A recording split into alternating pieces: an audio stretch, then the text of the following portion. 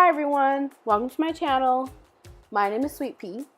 Today we're going to be looking at Butterick pattern B6342.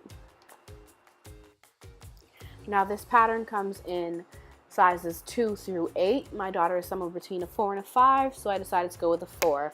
The 4 because I'm doing view B, the amount of fabric I need is about a yard for both the shorts and the top.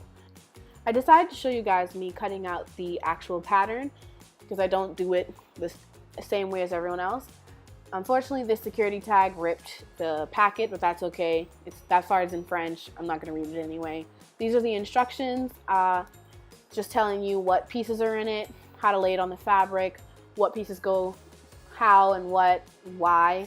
I tend not to look at the how to lay it on the fabric aspect because I don't think most people do.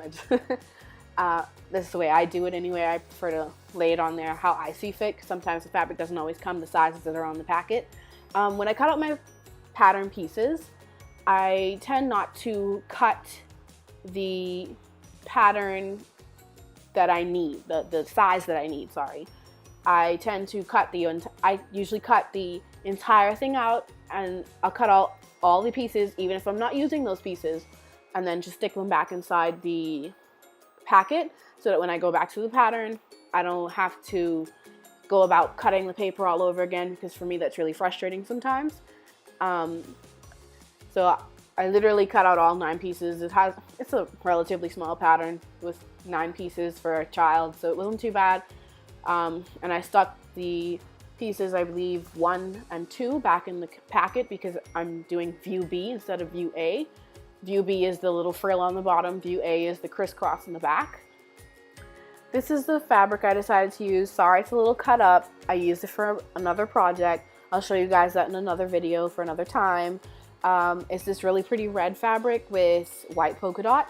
It cost about $3 something a yard, about $4. It came up to about $15.88. You're gonna see the sticker in a second.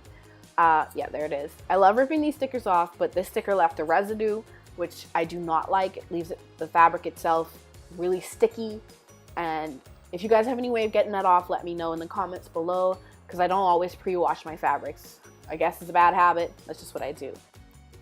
Here I am pinning the pattern to the fabric. As you can see, I just left the pattern as is.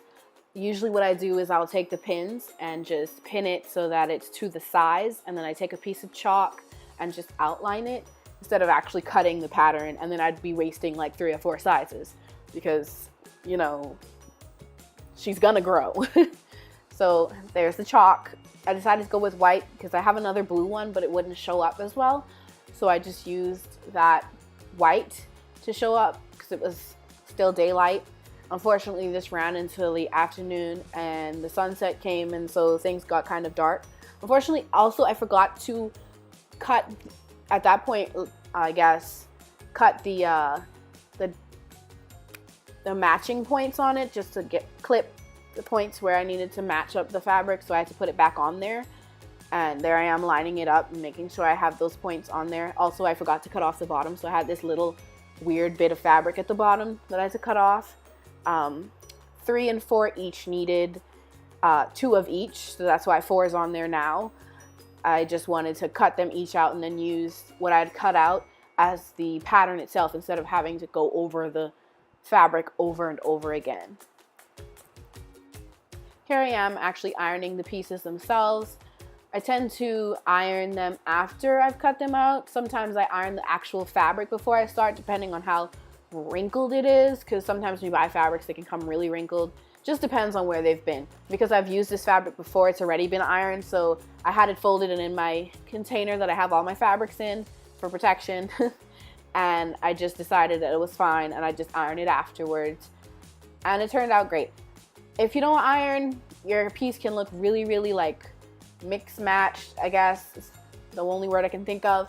It sometimes can come off, the pieces can misalign, and you'll have one hem that's longer than the other, and your seams can look really bunched. So it's really good to iron and make sure everything lays flat so that when you start sewing, everything lines up perfectly.